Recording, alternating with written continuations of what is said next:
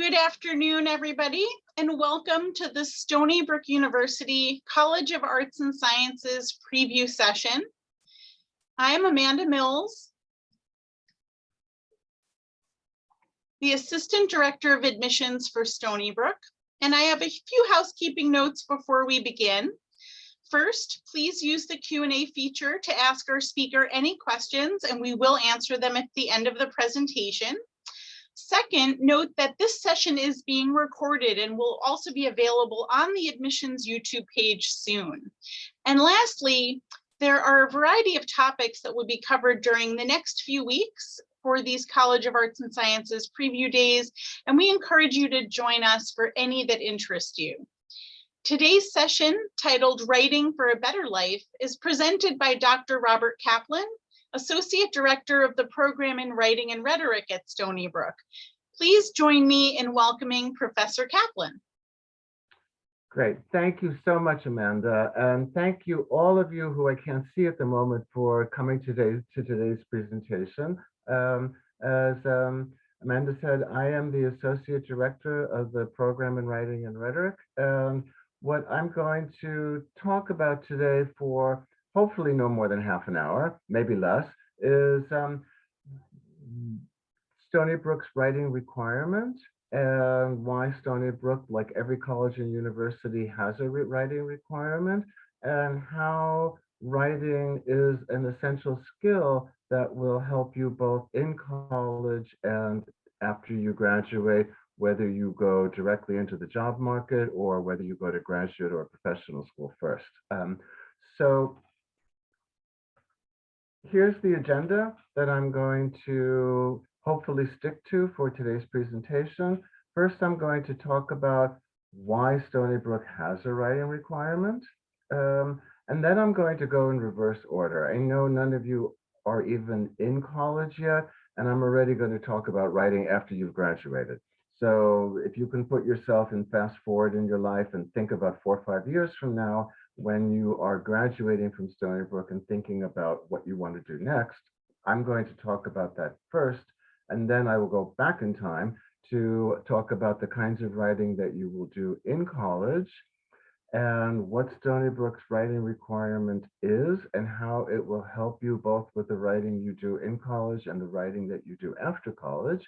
And then I will talk about the program in Writing and Rhetoric itself, including the Writing Research Lab, which is part of the program in Writing and Rhetoric, and some of the work that we're doing to study how students write and how students use writing both within college and after college. So why does Stony Brook have a writing requirement is always the big question. Stony Brook is not unusual. Whether, just so you know, every college and university practically in the country has an undergraduate writing requirement. And schools do that because writing is a really, really critical skill, both in terms of communication, obviously, and as a tool for learning and communicating what you learn.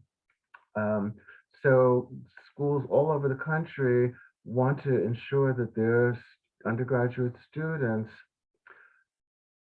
are capable and at the skill level required to do the kinds of work in written communication that college work requires, and hopefully to prepare you for the kinds of work that you do after you graduate. So I'm going to, as I said, go in reverse order. Some of you may already know what you want to be when you grow up. Some of you may have some ideas. Some of you may not have a clue yet. And those are all equally great.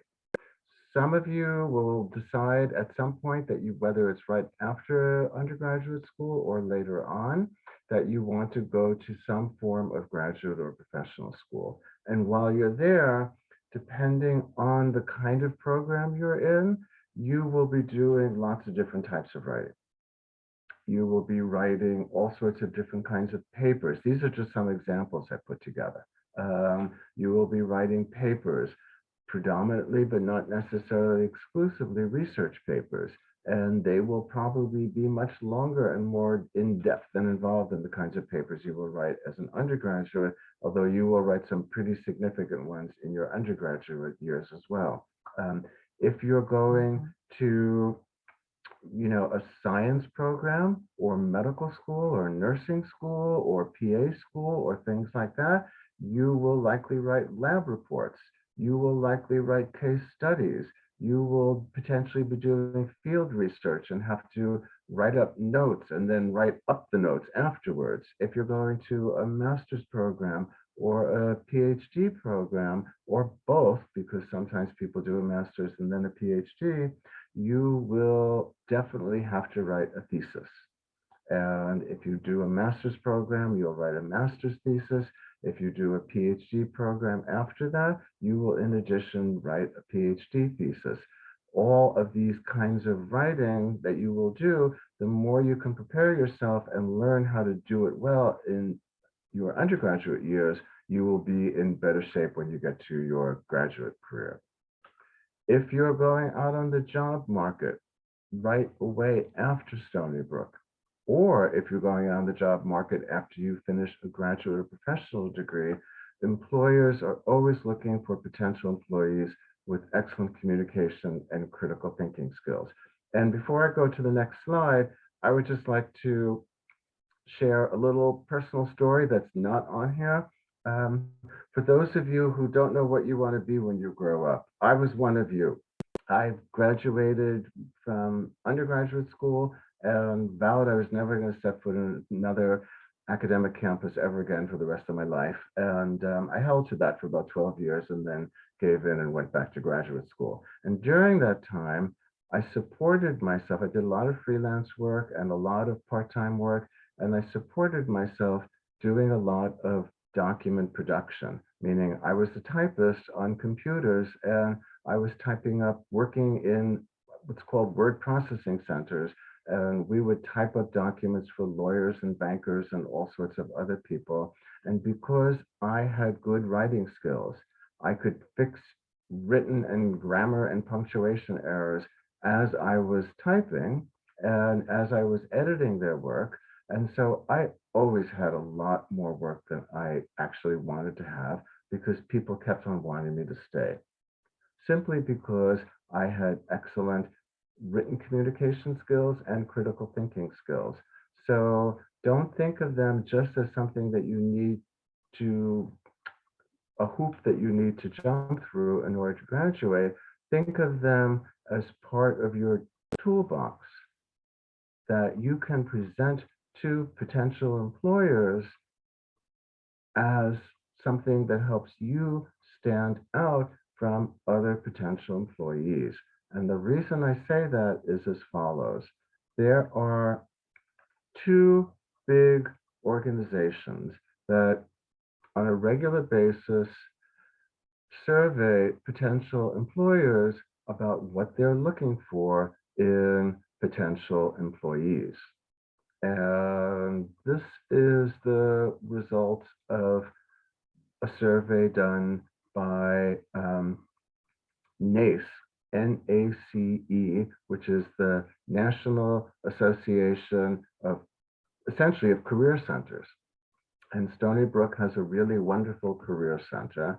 And their latest survey shows that employers, 98.5% of employers want employees with strong written communication skills. And only 54.3% of them think that their new hires or even the people they're interviewing have skills at the level at which they're looking for. So that's a very big gap. And obviously, if you can demonstrate to potential employees that you have good written communication skills, you're going to be in this area here, and you're going to be ahead of the pack. Similarly, the AACU, the American Association of Colleges and Universities,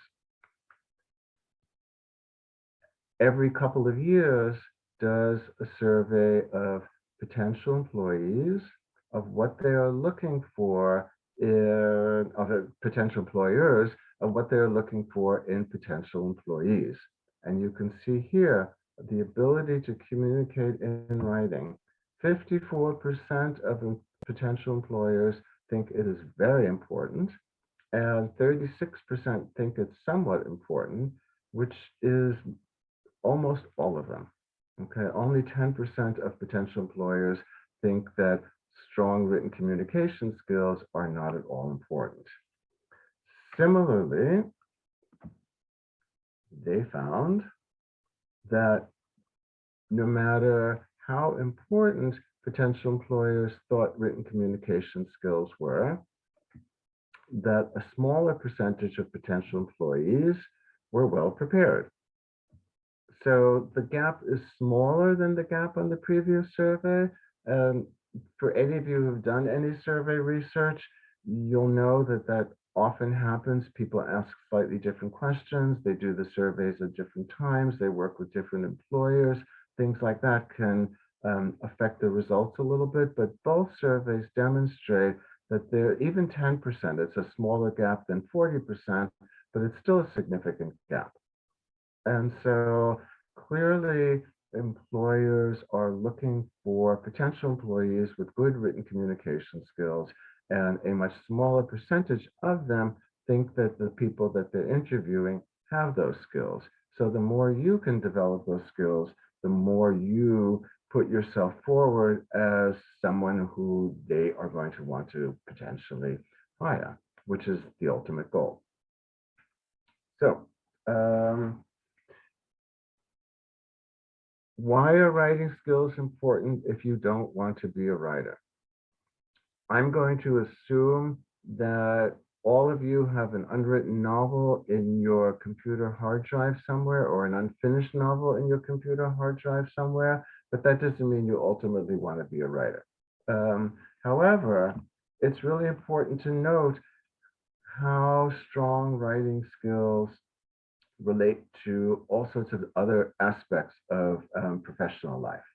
So strong writing skills are linked very strongly to critical thinking skills and attention to detail. And the reason for that is because strong writing skills mean that you are able to communicate what you are thinking and what you want to say and what your ideas are and what you have found to an audience of people who cannot ask you follow-up questions about what you mean by anything.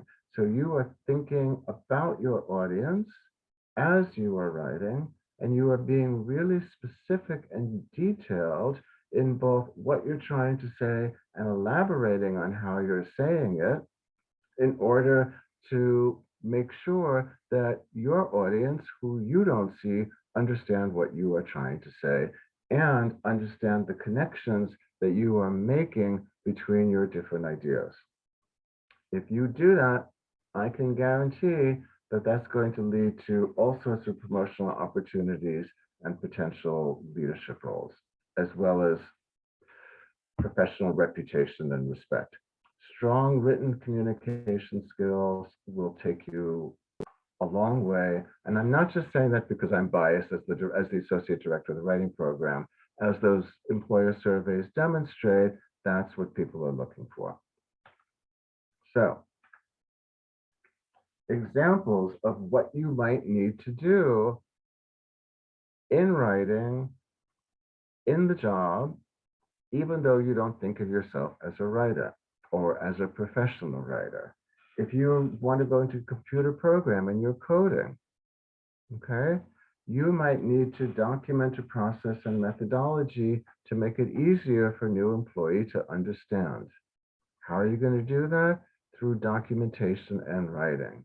You may even be asked to do technical writing and write up how all of us buy gadgets, and we have those instruction manuals that come with them that are really difficult to understand, and most of the time we don't pay attention to them. The stronger your technical writing skills and the easier you can make things understood to people, the stronger your job security is. You might be a statistician, and you've done all this numerical work, but numbers tell stories. Numbers don't just stand on their own. So you have to be able to share the findings with an audience and tell that audience what those numbers mean and how you got to those results. And that's all about writing. You might have to write as a chemist or a biologist or any kind of scientist. You might have to write a research report to be shared with a potential client. If you're going into business, you're going to have to do all sorts of reports that maybe you have to share with potential clients. If you want to be a nurse or any type of medical employee, healthcare employee, you might have to write up medical records. You might have to do charting. You might have to do all sorts of different types of medical writing to help explain a patient's condition. For example, someone comes into an emergency room and the chart, and then they're finally admitted and they go up to a ward. The chart on the patient's medical records needs to very, very clearly explain what's going on with that patient. So when that patient gets up to the ward, they know what to do. That's all about writing. Now, moving back in time, in college, obviously, you're going to do all sorts of writing. And I've just listed some examples. This is by no means an all-inclusive list. Obviously, you're going to be writing lots of papers. Whether you think that's good news or bad news, I'm not sure, but it's just reality. And it doesn't matter if you're going into the sciences, into the humanities, into the arts, any discipline, any major, you're going to be writing papers, research papers, analytic papers, explanation papers, all sorts of different types of papers. You're going to be writing, if you're going into the sciences, you're going to be writing lab reports. Many of you will be taking exams. Some of them will just be multiple choice, but other exams require short answers, like 3 or 4 sentences, which is writing, obviously. Some of them will require you to write essays, okay? Writing is a useful study tool. If you're reading a textbook and you're highlighting all sorts of things that seem important to you, and then a month later you come back to that textbook because you're studying for a midterm and you're looking at all these highlighted colors and this multicolored pages, you're going to have no idea what those colors mean. I can pretty much guarantee that. And probably a number of you know from personal experience what I'm talking about. So note-taking is a really important skill to learn how to do. And obviously that entails writing. Writing summaries. A summary is not just simply repeating what someone says, it's putting it into your own words, as well as really focusing on what you think the main ideas are. So that requires critical thinking. You take your notes, and from the notes, you write your summaries, and that's going to help you understand the material much better for when you're taking your exams. And both of those involve critical reading skills. So there are a lot of reading and writing connections that I'm going to come back to in a few minutes. Many of you will be doing independent research. You might be working in labs. You might be working out in the field if you're a marine science major or in anthropology or archaeology or lots of different social sciences. If you're a humanities major, you're going to be doing library research. You might do archival research. So depending on your major, your discipline, the specifics of the research will differ, but the basic aspects of it, one researches and then one has to write up one's findings. So there's going to be a lot of writing there. I can guarantee you'll be writing emails to your professors. And I can also guarantee that if you write emails to your professors the way you text your friends, they're not going to be very effective emails. So learning how to write effective emails to your professors is an important writing skill to learn how to write in college. You'll be writing cover letters. You're going to want to do internships. You might want to get summer jobs or other types of work while you're in college. So you're going to be writing cover letters. If you're applying for internships, for graduate school, for fellowships, things like that, you're going to have to do personal statements, personal essays. So these are just the examples of the kinds of writing that you will be doing in college. And so what I'm hoping you all see by now is that writing is really more than just a hoop that you have to jump through in order to do what you really want to be when you grow up. Writing is really a critical tool that will help you do what you want to do a lot better. So, Stony Brook's writing requirement. There are two components to Stony Brook's writing requirement. Writing 102, which every student has to take, and then an upper division writing requirement that's going to vary by your major.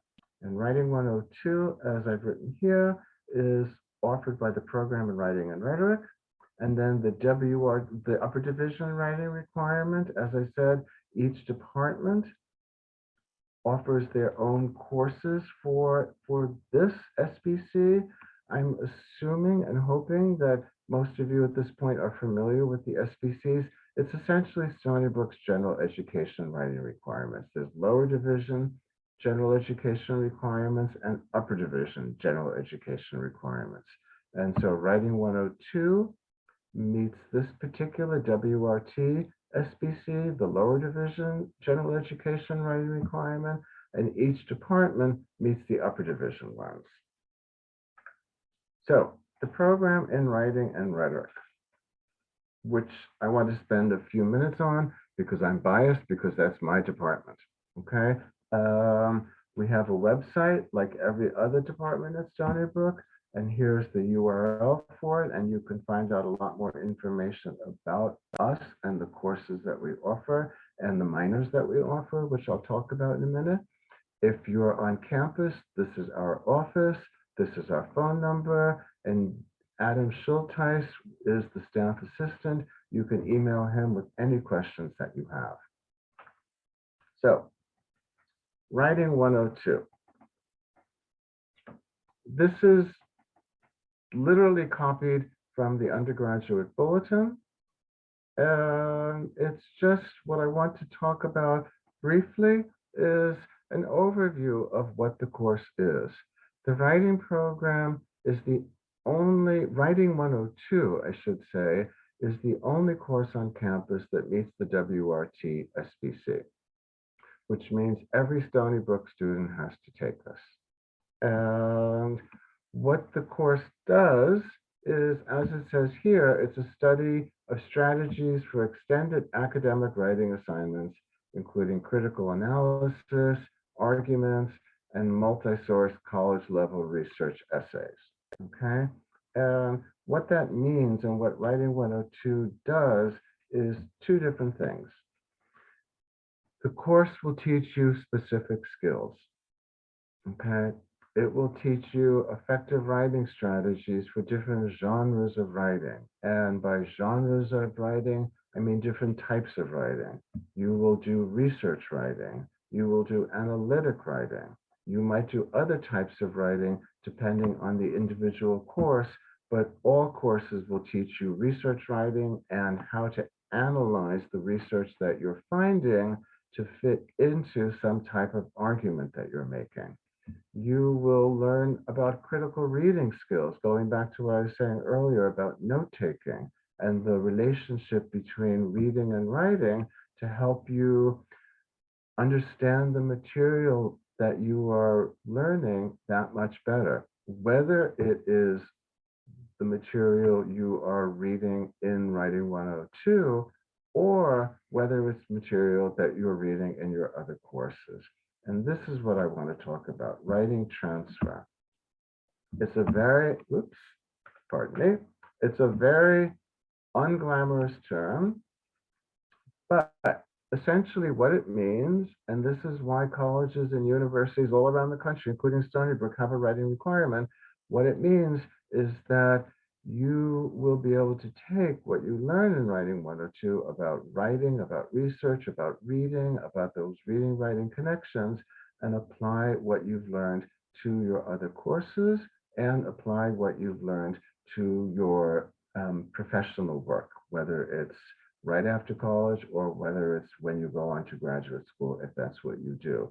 So writing transfer is a really critical component of writing 102. It's not just a hoop that you have to jump through and then you're done with it. It teaches you a lot of very important skills that will make you a better student, a better employee, and a better professional. So the upper division writing requirement, as I said, is discipline-specific writing, and it builds off of the skills that you learn in writing 102. Students meet the WRTD requirement in their junior or senior years generally, and each department has its own way of meeting this requirement.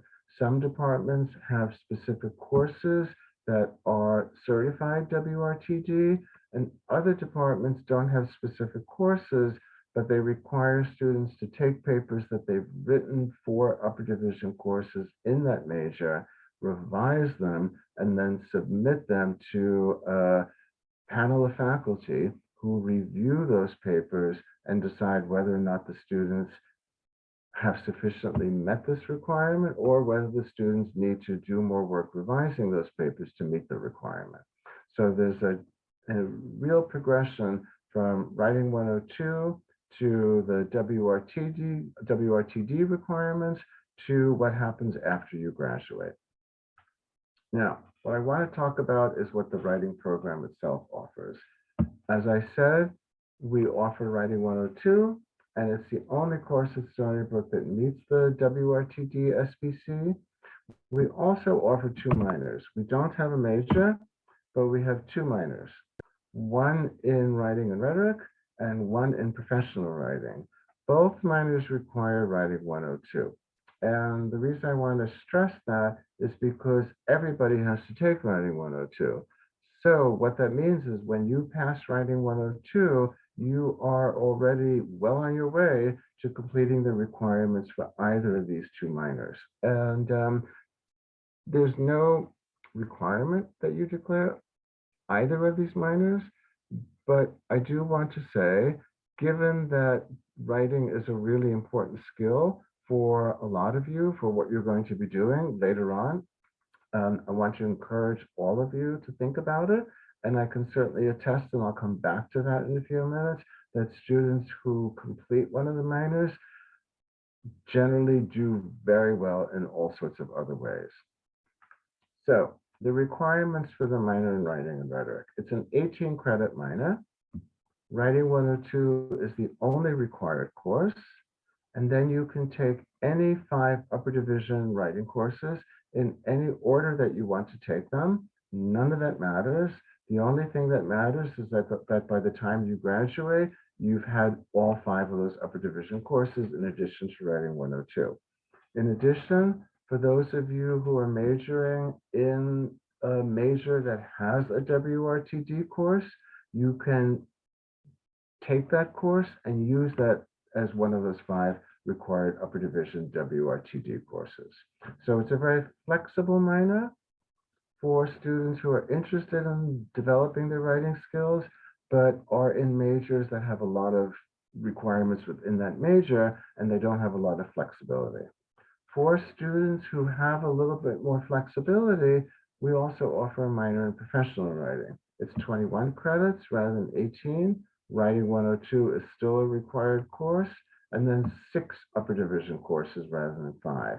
There are 3 required courses for this minor, and you can find out more about them on the undergraduate bulletin. What I want to say now is these courses are required, but you do not have to take them in this order. You can take them in any order you want. There are 3 upper division electives for the minor that you can also take in any order, and you don't need to take the required courses prior to taking the electives. So just like the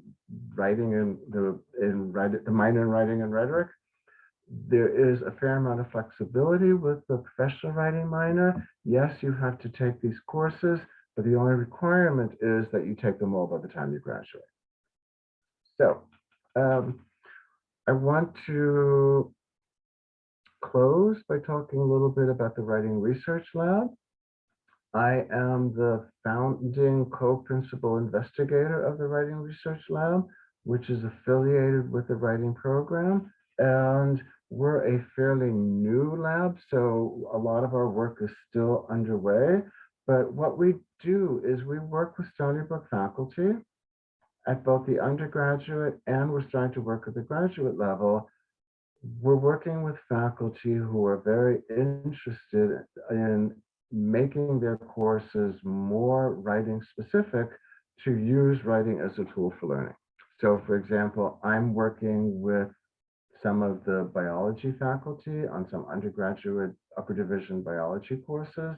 I'm also working with the psychology faculty in some upper division psychology courses about how the faculty teaching those courses can use writing as a tool for the students in those courses to learn the material better. We have done research on writing transfer. We did a major study which completed about a year ago, and we're still analyzing all the data and writing up the results. But what we found is that students who declare either of the two writing minors understand the material in their major courses better than students who don't take either of the minors. Now, that doesn't mean if you take one of the minors, you're guaranteed to do that. And it doesn't mean that if you don't take a minor, you're doomed. But we found overall that the students who were a minor compared to the students overall who were not, that the students who were had a better understanding of the course material. And so what that means is that, and we are not the only writing research lab in the country. These are fairly, at this point, well-known results that writing is not just a communication skill, but it's also a really important tool for learning the material. And since you're all in college to learn material, think of Writing 102 and think of writing itself as a way for you to understand better what you are learning and as a way for you to demonstrate to other people your understanding of it. And on that note, I am going to stop. I want to thank all of you for coming today, and I am open and available for questions.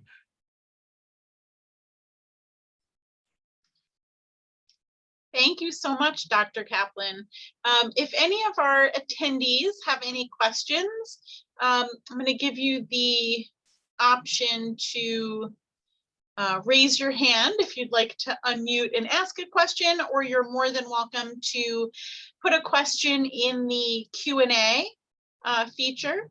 If you have a question, let us know. We'll give you a few minutes. Obviously, you don't need to have a question, but if you do, we want to be available for you. Let's see, let me check the Q&A. Okay, we have a question from Kathleen. How do you prove that you're a critical thinker? That's a great question. And the way you prove that, well, the obvious answer is by thinking critically. and how do you prove that?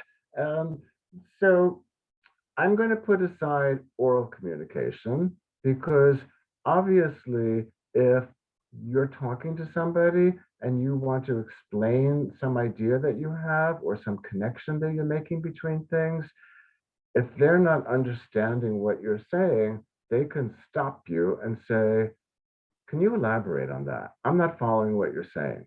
And they can ask you questions. They can be rude and interrupt you. They can wait until you're done, but they can let you know what they are and are not understanding in real time. Obviously, if you're writing, you don't have that luxury, okay? So you have to, good writers don't write blindly. Good writers write with an audience in mind. And so thinking about what does your audience need to know in order for them to understand what it is you are trying to say is a skill that one develops over time with practice. Okay. Nobody is born with that. Anybody can learn that. Obviously, some people have more of a facility with that than others initially, but even if you don't think you have a facility with that, you can learn how to do it and through practice get a lot better. So proving that you're a critical thinker is really about thinking about who is my audience? What do they know about the material? What do I want them to know about the material? What connections am I trying to demonstrate to them? And walking in writing, walking them through in a step-by-step process, how you got from point A to point B. Okay. And the other piece of that, depending on the kind of writing you're doing, if you're, say, writing a research paper and there's a point you want to make and you have some evidence for it, you have a quote, you have a paraphrase, you have statistics, you have a summary, whatever it is you can't just go on to the next point. You have to then demonstrate how that evidence illustrates the point that you think it's illustrating. And that's all about critical thinking, because you are taking the ideas that you have and the connections that you're seeing and putting them on the page for other people to see them. Okay, does that answer your question? Because I'm happy to do a follow-up. Oh. That was great. I don't see any other questions right now. So I think we can conclude today's session. Just as a reminder, today's session is recorded and will be available within the next few days on the Stony Brook Admissions YouTube page. Thank you so much, Dr. Kaplan, for the presentation. We truly appreciate your time. And thank you for those that are joining us this afternoon. We hope you have a wonderful rest of your day. Thank you, everybody. Thank you. Bye-bye, everyone. Bye. Bye-bye.